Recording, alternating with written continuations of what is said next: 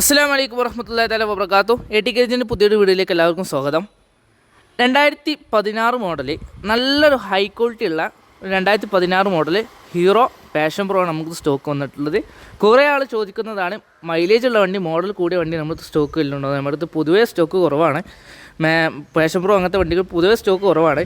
അപ്പോൾ നമുക്കിത് സ്റ്റോക്ക് വന്നിട്ട് 2016 സെക്കൻഡ് ഓർഡർ വരുന്ന പാഷൻ പ്രോ ആണ്.